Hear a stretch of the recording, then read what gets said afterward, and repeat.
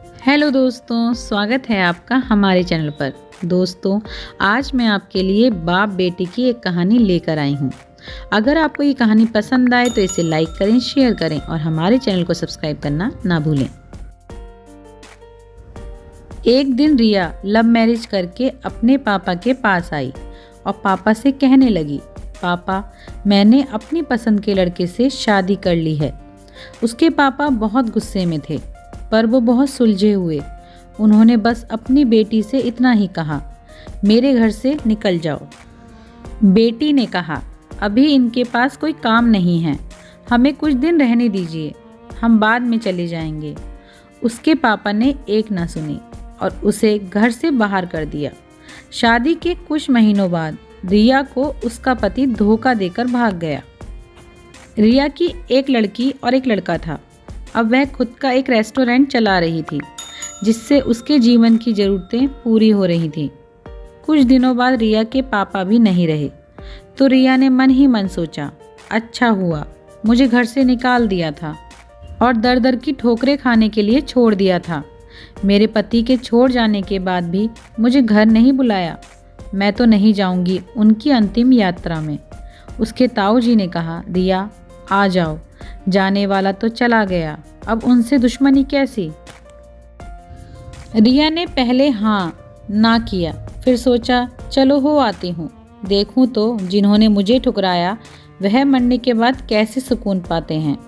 रिया जब अपने पापा के घर आई तो सब उनकी अंतिम यात्रा की तैयारी कर रहे थे, लेकिन रिया को उनके मरने का कोई दुख नहीं था। वह तो बस अपने ताऊ जी के कहने पर आई थी। अब रिया के पापा की अंतिम यात्रा शुरू हुई। सब रो रहे थे, पर रिया दूर खड़ी हुई थी। जैसे तैसे सब कार्यक्रम निपट गए। आज रिया के पापा की 13वीं थी। रिया के पास उसके ताऊ जी आए और एक खत देते हुए उन्होंने रिया से कहा कि तुम्हारे पापा ने यह खत तुम्हारे लिए दिया था, हो सके तो एक बार जरूर पढ़ लेना। रात हो चुकी थी, सारे मेहमान जा चुके थे। रिया ने वो खत निकाला और पढ़ने लगी। उसमें लिखा था, मेरी प्यारी गुड़िया, मुझे मालूम है तुम मुझसे नाराज़ हो, मुझे माफ़ कर देना। मैं जानता हूँ तुम्हें मैंने घर से निकाला था, तुम्हारे पास रहने की जगह नहीं थी, तुम दर दर की ठोकरें खा रही थी, पर मैं भी उदास था, तुम्हें मैं कैसे बताऊँ। याद है तुम्हें जब तुम 5 साल की थी, तब तुम्हारी माँ हमें छोड़कर चली गई थी। तब तुम कितना रोती थी, डरती थी, मेरे बिना सोती नहीं थी, रातों को उठकर रोती थी। तब मैं भी सारी रात तुम्हारे साथ जगता था। तुम जब स्कूल जाने से डरती थी, तब मैं भी सारा वक्त तुम्हारे स्कूल की खिड़की पर खड़ा होता था और जैसे ही तुम स्कूल से बाहर आती थी, तुम्हें सीने से लगा लेता था। वह कच्चा पक्का खाना याद है जो तुम्हें पसंद नहीं आता था? मैं उसे फेंक कर तुम्हारे लिए दूसरा खाना बनाता था ताकि तुम भूखी ना रहो। याद है तुम्हें जब बुखार आया था तो मैं सारा दिन तुम्हारे पास बैठा रहता था, अंदर ही अंदर रोता रहता था, पर तुम्हें हंसाता था कि तुम ना रो।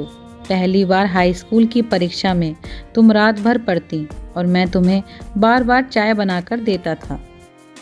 याद है तुम्हारा वह रातों को देर से आना, कभी कभी अपने दोस्तों के साथ घूमना। इन सब बातों को कभी मैंने गौर नहीं किया, क्योंकि जीवन में यह सब थोड़ा बहुत होता है। परंतु जिस दिन तुम एक ऐसे लड़के से शादी कर आई, वो भी उस लड़के से जिसके बारे में तुम्हें कुछ भी नहीं पता था। मैं तुम्हारा पापा हूँ। मैंने उस लड़के के बारे में सब पता किया। उसने ना जाने पैसों के लिए कितनी लड़कियों को ठुकराया और धोखा दिया, पर तुम उस वक्त प्रेम में अंधी थी। तुमने एक बार भी मुझसे नहीं पूछा और सीधे शादी करके आ गई। मेरे कितने अरमान थे कि मैं तुम्हें डोली में बैठाऊं, तुम्हारी धूमधाम से शादी करूं। लोग बोले कि शर्मा जी जिन्होंने अपनी बच्ची को नाजों से अकेले पाला है, तुमने तो मेरे सारे ख्वाब ही तोड़ दिए। खैर, इन सब बातों का कोई मतलब नहीं है। मैंने तो तुम्हारे लिए खत इसलिए छोड़ा है कि मैं तुम्हें कुछ बात कह सकूं। मेरी गुड़िया, अलमारी में तुम्हारी माँ के गहने और तुम्हारी शादी के लिए जो गहने खरीदे थे वह सब रखे हैं। 3-4 घर और कुछ ज़मीनें हैं। मैंने सब तुम्हारे और तुम्हारे बच्चों के नाम कर दिए हैं। कुछ पैसे बैंक में हैं जो तुम बैंक जाकर निकाल लेना। और आखिरी में बस इतना ही कहूँगा, मेरी गुड़िया, काश तुमने मुझे समझा होता। मैं तुम्हारा दुश्मन नहीं था, तुम्हारा पापा था। वह पापा जिसने तुम्हारी माँ के मरने के बाद भी दूसरी शादी नहीं की। तुम्हें दूसरी माँ से कष्ट ना हो। अंत में बस इतना ही कहूँगा, मेरी गुड़िया, जिस दिन तुम शादी के जोड़े में घर आई थी ना, तब तुम्हारा बाप पहली बार टूटा था। तुम्हारी माँ के मरने के बाद भी उतना नहीं रोया जितना उस वक्त रोया था। उस दिन से हर दिन रोया, इसलिए नहीं कि समाज, परिवार, रिश्तेदार क्या कहेंगे, बल्कि इसलिए वह जो मेरी नन्ही सी गुड़िया, जो अपने पापा से इतना प्यार करती थी, उसने अपनी शादी का इतना बड़ा फैसला लिया पर अपने पापा को एक बार भी बताना सही नहीं समझा।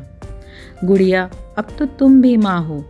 अपने बच्चों का दर्द, खुशी सब क्या होती है, वह जब दिल तोड़ते हैं तो कैसा लगता है, तुम अब महसूस कर सकती हो। लेकिन मैं ईश्वर से प्रार्थना करूँगा तुम्हें कभी भी यह दर्द ना देखना पड़े। एक खराब पिता ही समझकर मुझे माफ़ कर देना मेरी गुड़िया। तुम्हारे पापा अच्छे नहीं थे जो तुमने उसे इतना बड़ा दर्द दिया। अब खत यहीं समाप्त करता हूँ। हो सके तो माफ़ कर देना। और खत के साथ एक ड्राइंग लगी थी जो खुद कभी रिया ने बचपन में बनाई थी और उसमें लिखा था, आई लव यू मेरे पापा। रिया रो रही थी। इतने में उसके ताऊ जी भी आ गए। रिया ने उन्हें रोते रोते सब बताया, पर एक बात उसके ताऊ जी ने बताई। उसके ताऊ जी ने कहा, रिया, तुम्हें रेस्टोरेंट खोलने और घर खरीदने के लिए पैसे मैंने नहीं दिए थे। वो पैसे तुम्हारे पिताजी ने मुझसे दिलवाए थे, क्योंकि औलाद चाहे कितनी भी बुरी क्यों ना हो, माँ बाप कभी बुरे नहीं होते। औलाद चाहे माँ बाप को छोड़ दे, लेकिन माँ बाप मरने के बाद भी बच्चों को दुआ देते हैं। दोस्तों, लव मैरिज करना कोई गलत बात नहीं है, पर यदि इसमें आप अपने माता पिता को शामिल कर लें तो अच्छा रहेगा, क्योंकि पत्थर से पानी निकल आता है। वह तो माँ बाप हैं, कब तक नहीं मानेंगे। दोस्तों, हर माता पिता का सपना होता है कि वह अपनी बेटी को अपने हाथों से विदा करें। उनका यह सपना मत रहने दीजिए। अपने माता पिता का हमेशा आदर करें। तो दोस्तों, आपको ये कहानी कैसी लगी कमेंट्स करके ज़रूर बताएं। कहानी पसंद आए तो इसे लाइक करें, शेयर करें और हमारे चैनल को सब्सक्राइब करना ना भूलें। देखने के लिए धन्यवाद।